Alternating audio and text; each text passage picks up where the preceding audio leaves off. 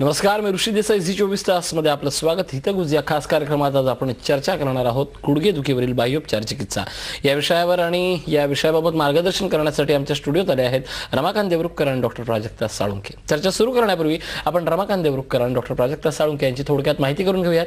देवरुखकर हे सध्या चिकित्सा वेलनेस बाह्योपचार चिकित्सा स्पेशलिस्ट म्हणून काम पाहत आहेत. देवरुखकर यांनी बाह्योपचारासंबंधी शिक्षण घेतले आणि ते देशभरात बाह्योपचार चिकित्सक म्हणून ख्यातिमान्य आहेत. त्याचप्रमाणे पॅरामेडिकल कमिटीचे सदस्य म्हणूनही ते कार्यरत आहेत. त्याचप्रमाणे आपल्या आजच्या दुसऱ्या पाहुणे आहेत डॉक्टर प्राजक्ता साळुंखे. पुणे येथील चिकित्सा वेलनेस मॅनेजमेंटच्या त्या रिजनल मॅनेजर आणि इन्चार्ज डॉक्टर म्हणून काम पाहत आहेत. तुम्हालाही डॉक्टरांना काही प्रश्न विचारायचे असतील तर तुम्ही आमच्या टोल फ्री क्रमांक अर्थात 1800-221010 या फोन नंबरवर संपर्क साधून थेट प्रश्न विचारू शकता. तेव्हा आपण लगेचच त्यांच्याशी चर्चेला सुरुवात करूया. देवरुखकर आणि साळुंखे, तुमचं दोघांचं पुन्हा एकदा स्वागत. गुडघेदुखीवरील बाह्योपचार चिकित्सा आपला आजचा विषय आहे. सुरुवातीला मला सांगा, बाह्योपचार चिकित्सा म्हणजे काय? बाह्योपचार म्हणजे काय असतं की आपल्या शरीराच्या बाहेरून केली जाणारी जी चिकित्सा असते त्याला बाह्योपचार चिकित्सा असं म्हणतात. शरीरात पोटातून कुठल्याही प्रकारचं औषध न घेता जी चिकित्सा केली जाते त्याला आम्ही बाह्योपचार असं नाव दिलं. चिकित्साने ही बाह्योपचार पद्धती प्रथम आता जगापुढे आणली की बाह्योपचाराने सुद्धा, फक्त बाह्योपचार करून सुद्धा आपल्याला आजार बरे करता येऊ शकतात. आणि हे बाह्योपचार म्हणजे काय आहेत तर त्याच्यामध्ये येतं एकतर मसाज येतात वेगवेगळ्या देशातले, ॲक्युपंक्चर जी चायनीज पद्धत आहे ती सुद्धा या बाह्योपचारात येऊ शकते.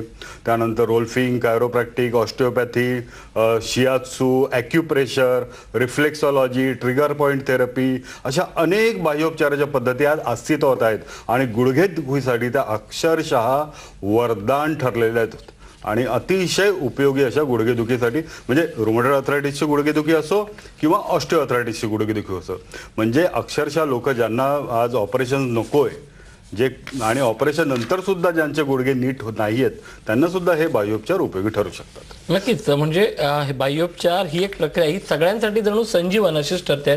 मी जातो डॉक्टर साळुंखे यांच्याकडे. डॉक्टर साळुंखे, मला सांगा की या गुडघेदुखीची नेमकी कारणं काय असतात किंवा काय लक्षणं असतात नेमकी?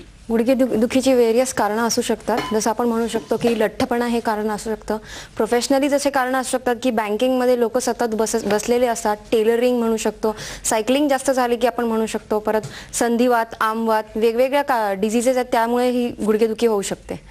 नक्कीच. या कारणांबद्दल आणि लक्षणांबद्दल बोलताना आमवात, संधिवात असे जे नैसर्गिक काही आपण कारणे म्हणतो. डॉक्टर मला देवरुखकर, तुम्ही जरा याच्याबद्दल थोडं विस्तृत सांगा. बरं, कसं आहे की गुडघा म्हटलं ना की पायाचा महत्वाचा भाग, म्हणजे शरीराचा अतिशय महत्वाचा भाग. कारण आपण तो चालताना, उभं राहताना प्रत्येक ठिकाणी जास्त वापरला जातो. म्हणजे शरीराचा भार हा आपल्या गुडघ्यावर असतो आणि गुडघ्याची म्हणावी तेवढी आपली काळजी घेतली जाईल. कारण काय आहे की आजकाल व्यायामाचा अभाव, बैठी जीवनशैली, त्याच्यानंतर अवेळी जेवण, स्ट्रेस, या सगळ्या आज गुडघ्याचे आजार आपल्याला वाढायला दिसून आलेत.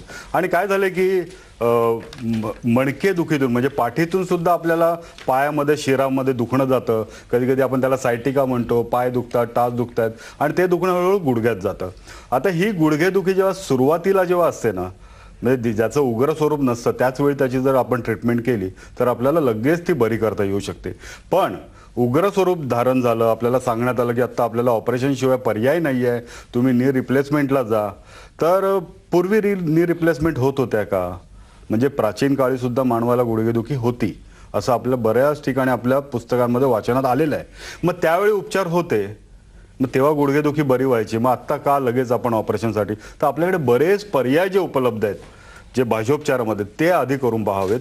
त्याने जर नाही बरं वाटलं तर मग आपल्यासाठी शेवटचा पर्याय म्हणून आपण ऑपरेशन ठेवू शकतो. नक्कीच. आपण पर्याय हा शब्द वापरला. देवरुखकर, मी साळुंखेंना प्रश्न विचारतो त्या अगोदर तुम्हाला एक छोटासा प्रश्न की पर्याय म्हटल्यावर कोणताही गुडघा दुखला म्हणजे जास्तीत जास्त त्या ठिकाणी एक पेन बाम लावा किंवा एखादं संधिवातक तेल लावा, अशा करून तिथल्या तिथे सगळा प्रकार थांबवला जातो. या सगळ्यापेक्षाही त्याची आपण नेमकं काय झालंय न ओळखल्यामुळे त्याचा धोका वाढू शकतो. याबद्दल थोडक्यात काय सांगाल दर्शकांना? कसं असतं की आपल्याला कधी कधी आपल्याला गुडघ्यात चढता उतरताना आपल्याला गुडघे दुखायला लागतात, खाली बसता येत नाहीये, मांडी घालून बसता येत नाही किंवा गुडघ्यात कटकट आवाज येतोय, गुडघ्याला हात लावला की गुडघा गरम लागतो, कधी कधी लाल दिसतो. सकाळी आपण झोपेतून उठलो की आपल्याला लगेच चालता येत नाही, आपल्याला आखडल्यासारखं वाटतं.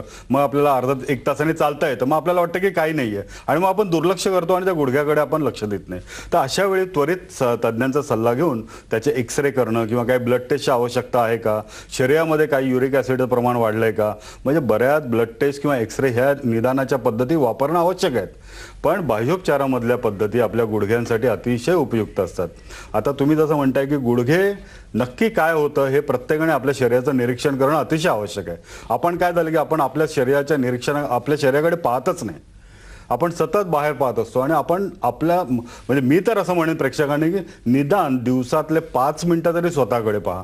आपल्या स्वतःचे अंग म्हणजे 2 हात आहेत, आपल्याला 2 पाय आहेत, नीट आहेत का, कसं आहे त्याकडे निदान आपण जे मेडिटेशन म्हणतो ना नेहमी की मेडिटेशन करायचं, मग आपल्या शरीरावर मेडिटेशन करा. नक्कीच गरज आहे. जग त्यांना स्वतःवर आत्मकेंद्रित होऊन आपली स्वतःची ओळख करून घेऊन जगाची नव्यानं ओळख करण्याचं. मी डॉक्टर प्राजक्तांसाठी प्रश्न विचारेन की आपण या सगळ्या गोष्टीवर बोलतोय, बाह्योपचार चिकित्सेबद्दल बोलतोय, पण यातले नेमके कोणते उपचार हे सगळ्यात उपयुक्त आहेत? गुडघेदुखीसाठी आपण म्हटलं तर बाह्योपचारामध्ये स्क्रॅपिंग नावाची एक थेरपी असते, ज्यामध्ये काय असतं तर एक चायनीज इन्स्ट्रुमेंट असतं ज्यामध्ये आपला स्टिफनेस जो आलेला असतो तुमच्या स्नायूंमध्ये तो आपण स्क्रेप केला जातो. बॉडीमधले जे टॉक्सिन्स असतात ते तुमच्या लिम्फॅटिक्स वाया ड्रेन केले जातात आणि तुमचं फ्लेक्सिबिलिटी तिथली वाढवली जाते आणि ब्लड सर्क्युलेशन तिथलं वाढलं असतं. ब्लड सर्क्युलेशन वाढल्यामुळे तुमचं पेन कमी होतं, फ्लेक्सिबिलिटी मोबिलिटी जे काय असते गुडघ्यांची ती वाढते. त्याचबरोबर कपिंग नावाची एक थेरपी असते ज्यामध्ये आपण कप लावतो तुमच्या मसल्सला, त्याने मसल्स पुल केले जातात. त्याने काय होतं की जे कॅपिलरीज जे असतात तुमचे त्यांच्यावरचं प्रेशर रिलीज झालेलं असतं, त्यामुळे तुमचं ब्लड सर्क्युलेशन तिथे वाढतं आणि ह्याचा उपयोग तुमचा हिलिंग प्रोसेसमध्ये जास्त होतो. परत ॲक्युपंक्चरचा आपण उपयोग करू शकतो. ॲक्युपंक्चरने होतं काय की तुमचं पेन रिलीफ होतं, ब्लड सर्क्युलेशन तिथलं रिलीफ होऊन जातं, परत स्वेलिंग जी आहे ती कमी होऊन जाते, मोबिलिटी गुडघ्याची वाढते. असे वेगवेगळे प्रकारचे थेरपीज आपण यूज करू शकतो. नक्कीच, याबद्दल तुम्ही काय सांगाल विस्तृत? हो नक्कीच. कसं असतं की जेव्हा आपल्याकडे गुडघेदुखीचे रुग्ण येतात तर त्यावेळी अतिशय सूज असते त्यांना.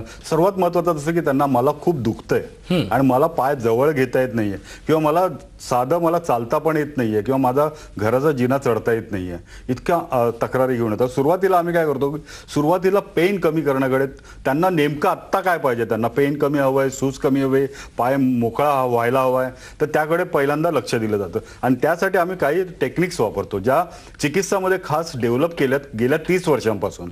आणि त्या वेगवेगळ्या टेक्निक्स आम्ही मॅनिप्युलेशन म्हणतो आणि त्याचबरोबर म्हणजे हाताने केले जाणारं ते मॅनिप्युलेशन असतं. आणि कधी कधी मग खूप पेन असेल मग त्यात ॲक्युपंक्चर केलं जातं किंवा कपिंग वापरली जाते किंवा मग रक्तमोक्षणसारखी सुद्धा चिकित्सा केली जाते.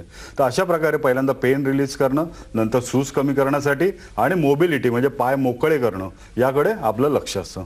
नक्कीच, म्हणजे आलेल्या पेशंटला नेमकी गरज काय, त्याची प्रायोरिटी काय, त्याप्रमाणे उपचार केले जातात. डॉक्टर प्राजक्त काय सांगाल की ही उपचाराची पद्धती साधारणपणे किती दिवसांची असते आणि किती जास्त काळ लागू शकतो? हे त्या उपचार पद्धतीवर डिपेंड असतं की साधारणपणे पेशंटच्या दुखण्यावर डिपेंड असतं? पेशंटच्या दुखण्यानुसार उपचार पद्धती किती दिवस चालेल त्यानुसार आपण ठरवतो, पण मिनिमम ऍटलीस्ट एक 5 दिवस ते 3 महिने का होईना ती ट्रीटमेंट आपल्याला घ्यावी लागते.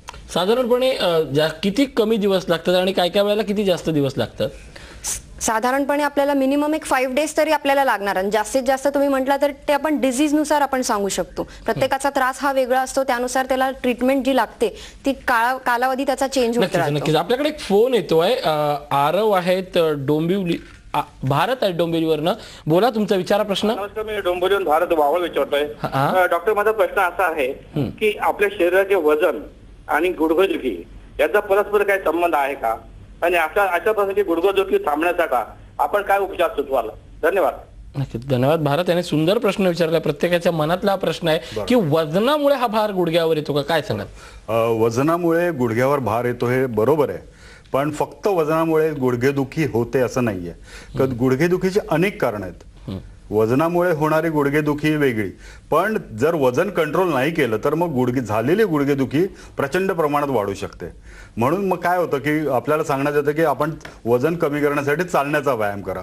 मग काय करतात की रुग्ण की चालायला लागतात 2-2, 3-3, 4-4 किलोमीटर, गुडघे आणखी झिजायला लागतात कारण त्या गुडघ्यावर उपचार काही झालेले नसतात डिजनरेशन ऑलरेडी झालेलं असतं आणि मग वजन कमी करण्यासाठी चाला, किंवा मधुमेही रुग्ण असतात, त्यांना सांगतात की आता तुम्ही चालण्याचा व्यायाम करा, आणि चालता चालता त्यांचे नवीनच प्रकार की मधुमेह तर कमी होत नाही, इकडे तर गुडघेदुखी सुरू होते आणि मग नवीन दुखण्याला सामोरं जावं लागतं.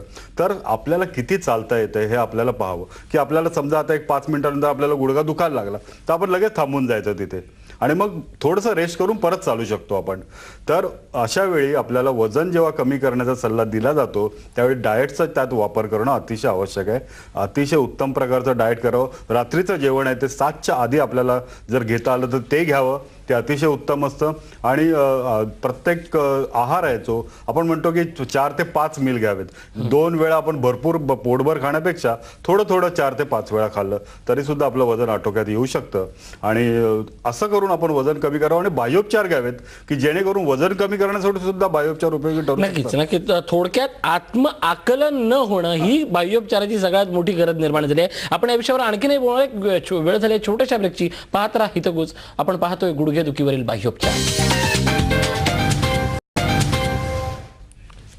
नक्कीच आपण ब्रेक नंतर आपलं स्वागत. आपण पाहतोय गुडघेदुखीवरील बाह्योपचार आणि आपल्यासोबत रमाकांत देवरुखकर आणि डॉक्टर प्राजक्ता साळुंके आहेत. मी जातो इथे देवरुखकरांकडे. देवरुखकर, मला काय सांगत या सगळ्याबद्दल? ही बाह्योपचार एक पद्धती आहे, सर्वसामान्य म्हणून माझ्या मनात प्रश्न आहे, जो दर्शकांच्या मनात आहे, त्यांचं प्रतिनिधित्व करताना प्रश्न की याचे काही दुष्परिणाम खरंच आहेत का? आणि अर्थात फायदेच असतील पण दुष्परिणाम असण्याची जी भीती आहे ती कितपत खरी आहे, कितपत खोटी आहे? याचे दुष्परिणाम असू शकतात कधी तर बाह्योपचार नीट नाही केले किंवा जर ते तज्ज्ञांनी नाही केलं तर त्याचे दुष्परिणाम असू शकतात.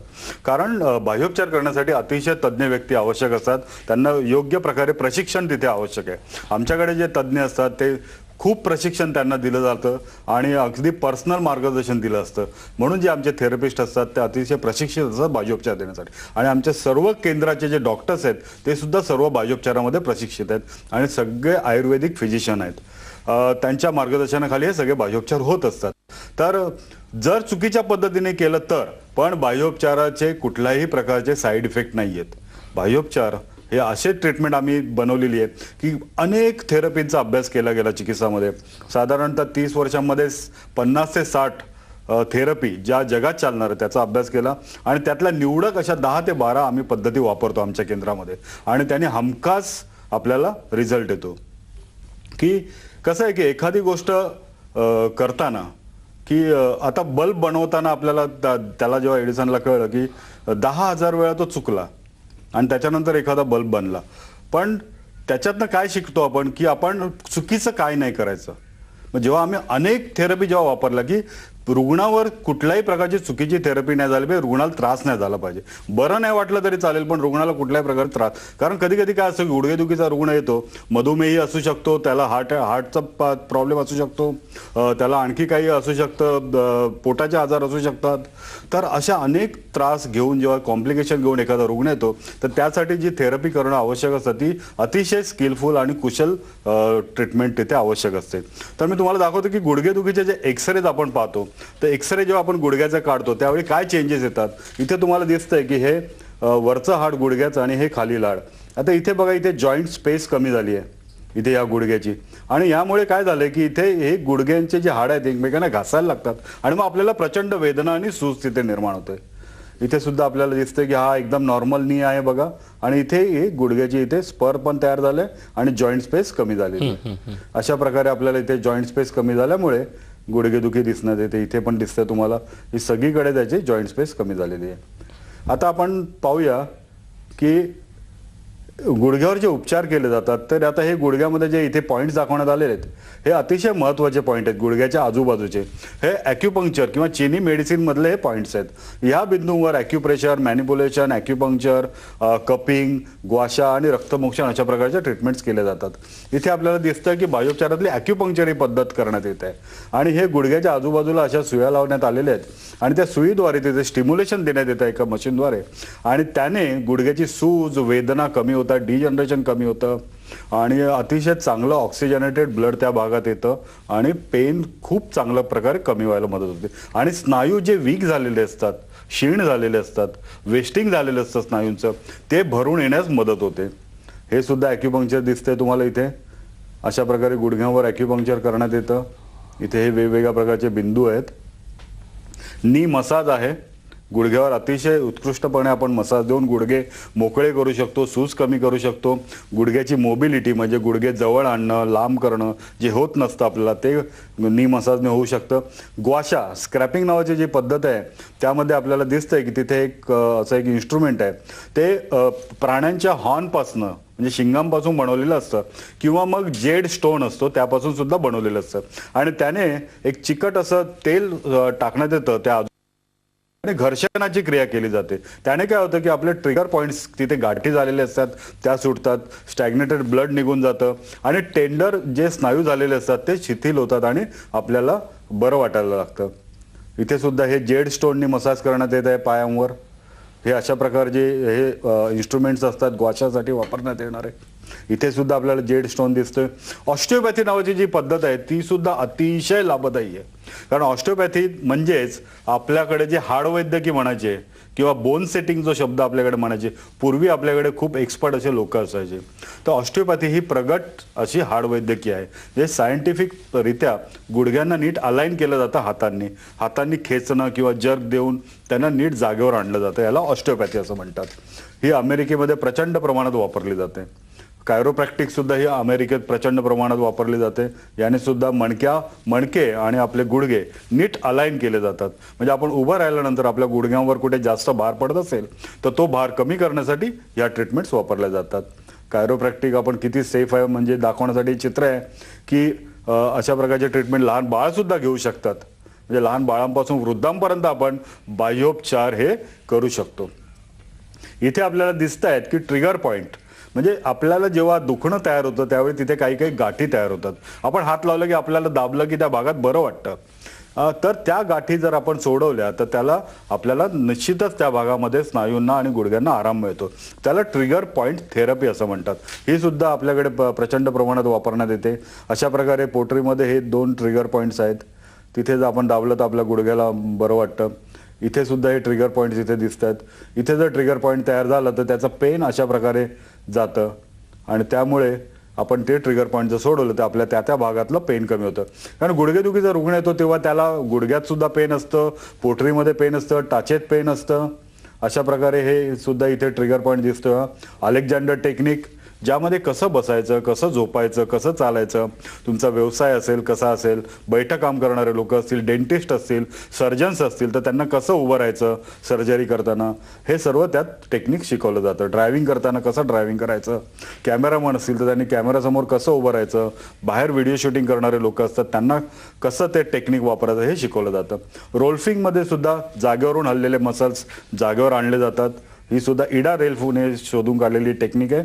कपिंग नावाची ही पद्धत अतिशय लाभदायी अशी पद्धत आहे. चीनी पद्धत आहे. ट्रॅडिशनल चायनीज पद्धतीमध्ये कपिंग वापरलं जातं. पूर्वी आपल्याकडे नाभीवर असं एक ग्लास ठेवण्यात येत असे आणि आपण नाभी सरकले की तो तिथे एक वात पेटून तो ग्लास आता घट्ट तिथे दाबून ठेवल्यासारखं व्हायचा, व्हॅक्यूम तयार व्हायचा आणि त्याने आपल्याला बरं वाटायचं. तशाच प्रकारची ही पद्धत आहे, पण आता आपल्याला मशीन्स वापरून आपण हे कपिंग करू शकतो.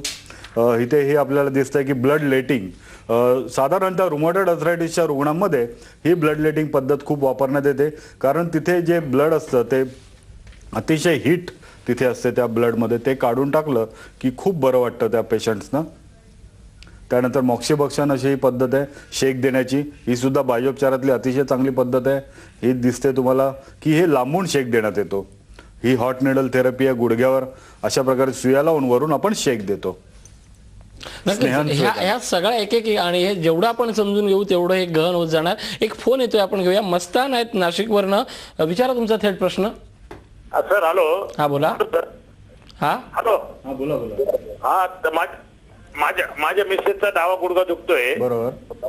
तर बरेच दिवस ते सकाळी फिरायला जातात, एक बरंच मसाज वगैरे करतात त्या गुडघ्याला. बरोबर. तर असं आमचं म्हणणं म्हणजे अत्यंत असं म्हणणं आहे का आमची जे किचनची फरशी आहे ती थंड आहे जास्त. नक्कीच मस्तान यांनी अतिशय सुंदर प्रश्न विचारलाय. खरं तर प्रत्येकाच्या मनात अशाच काही शंका असतात, त्यांच्या निमित्तानं होत असणारे गैरसमज असतात. या सगळ्या प्रश्नांची उत्तरे एका छोट्याशा ब्रेक नंतर पाहत राहा हितगुज.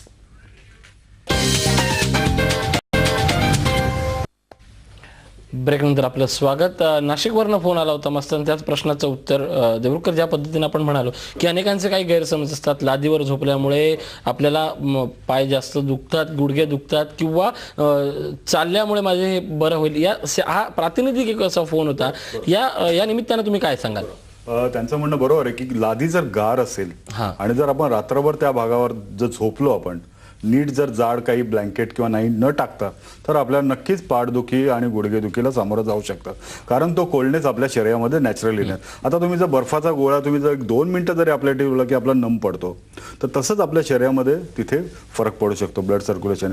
आणि तो कोल्डनेस काढण्यासाठी जर अशा प्रकारे जर खाली कोण झोपत असेल तर त्यांनी निश्चितच जाड ब्लँकेट किंवा गोधडी असं टाकून ते झोपावं, जर त्यांना बेडवर झोपायचं नसेल तर. आणि त्यानंतर त्यांनी थोडंसं वॉर्मअप एक्सरसाइज आणि गरम पाण्याचा शेक हे करणं अतिशय आवश्यक आहे. आणि त्याने सुद्धा जर गुडघेदुखी जर जास्त प्रमाणात असेल तर त्यांनी बाह्योपचार घ्यावेत. पण घरच्या घरी त्यांनी शेक करणं, वेगवेगळ्या शेक करणं, चालणं, घरच्या घरी कुठलेही उपचार करणं हे जरी योग्य असलं तरी ते मर्यादित करणं, कारण डॉक्टर हे त्यासाठीच असतात. विशिष्ट उपचार तज्ञांची मदत घेणं आवश्यक असतं. अर्थात आपल्या भाषेत बोलायचं झालं तर ट्रिगर पॉईंट म्हणजे तुमची सेंटर आहेत, तर ही नेमकी कुठे कुठे आहेत, काय सांगाल प्राजक्ता? चिकित्सा वेलनेस मॅनेजमेंट प्रायव्हेट लिमिटेडचे टोटल 6 सेंटर्स आहेत. मुंबईमध्ये आपले 4 सेंटर्स आहेत आणि पुण्यामध्ये 2 आहेत. मुंबईमध्ये ठाणे इथे आहेत, तिथे डॉक्टर प्राची म्हणून असतात. दादरमध्ये डॉक्टर प्रीतम असतात. डोंबिवलीमध्ये डॉक्टर शिंदे म्हणून असतात. बोरिवलीमध्ये डॉक्टर जयश्री असतात. पुण्यामध्ये 2 सेंटर्स आहेत, एक कर्वे रोडला आहे आणि एक निगडीला आहे. कर्वे रोडला डॉक्टर प्राजक्ता मी स्वतः असते आणि निगडीला डॉक्टर अमोल माने म्हणून असतात. तर 6 सेंटर्समध्ये आपले अगदी ट्रेंड थेरपिस्ट असतात. ते अगदी व्यवस्थितपणे ट्रीटमेंट्सही देतात.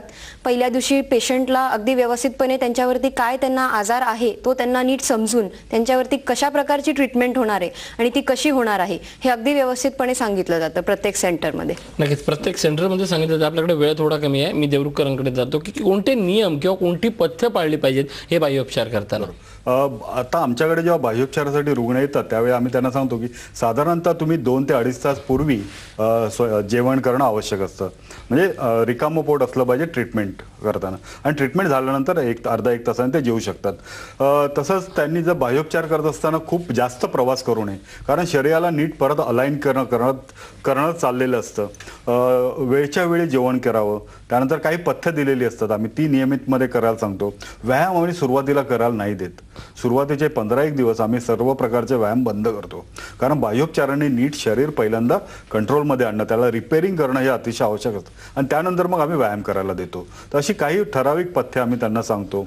नक्कीच ही पथ्य प्रत्येकाला सेंटरमध्ये जाऊन आपल्या शरीराची नेमकी देखभाल करून नंतर घ्यायची आहेत. एक शेवटचा प्रश्न आणि अतिशय महत्त्वाचा प्रश्न, हे केवळ बाह्योपचार फक्त गुडघेदुखीसाठीच आहेत की इतरही काही आजारांमध्ये, इतरही काही व्याधींसाठी उपयुक्त ठरतात का? थोडक्यात कसं आहे की आपले सर्वायकल स्पॉन्डिलायटिस म्हणजे मानदुखी, कंबरदुखी, फ्रोजन शोल्डर, त्यानंतर आपले टाचदुखी, वेगवेगळ्या ह्या सर्व प्रकारच्या सांधेदुखींसाठी आपल्याला बाह्योपचार नक्कीच उपयोगी पडू शकतात.